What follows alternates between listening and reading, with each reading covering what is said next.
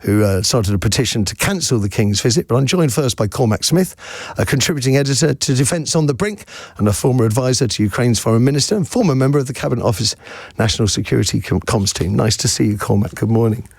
Matthew, good morning. It's lovely to see you.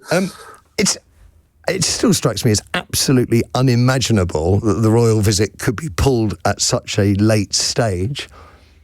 Well, you know, I'm not going to give a old-time diplomatic view on this because I was actually a one-time diplomat, but I'm afraid I think at this stage we can't pull it. I think the damage from pulling the visit at this stage would outweigh any benefit, and I can absolutely understand the Liberal Democrat spokesman who was on before the break, and the majority of British people seem to be against it.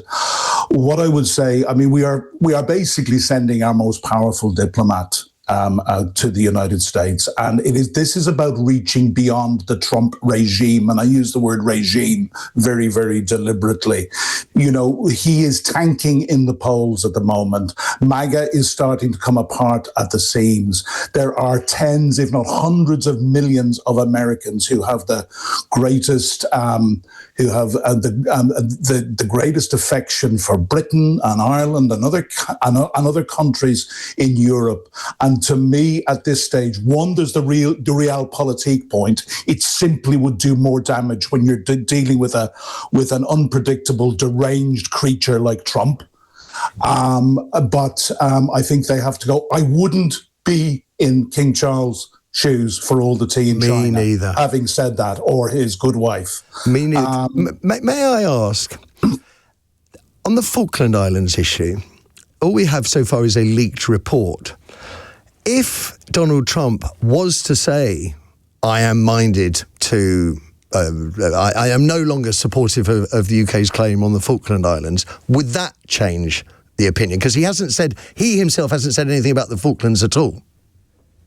I don't believe it would, because this is a lot of hot air and nonsense. I believe, and I've been speaking to and listening to military people, including the great Simon Weston, who was interviewed by Sheila yesterday on this station. So listening to people who know far more about military matters than me. We have a military presence down there.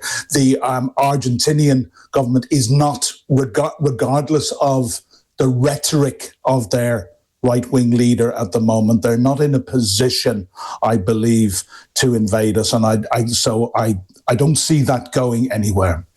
One final question: Should Keir Starmer? I mean, I think he only confirmed this royal visit at the end of March.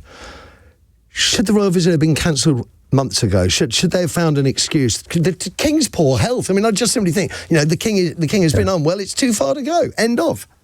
Look, this is a different question completely as to whether it should be cancelled now. I mean, my view, and there are people far better qualified than me, but my view is we are where we are, and we've got to make the best of a bad job. I think if you look back to whether the visit should have been cancelled much earlier, there is a very, very strong case to make. But I think we are still in the realm of realpolitik. We need to try and constrain this creature as much as possible. It is very clear the Trump regime are enemies of Europe, and Britain, not just Britain and Europe. That is written into their national security strategy, which was published at the beginning of December, where they talk about their belief that Europe, including the UK, is in civilizational decline, and that they must work with what they call patriotic parties. We've just seen one of those patriotic parties fall in Hungary, despite all the great efforts of Trump. So they are our enemy at the moment. We're not at their table. We're on their menu. It is fascinating listening to you, because there are so many contradictory notions to this, and I find myself agreeing with you on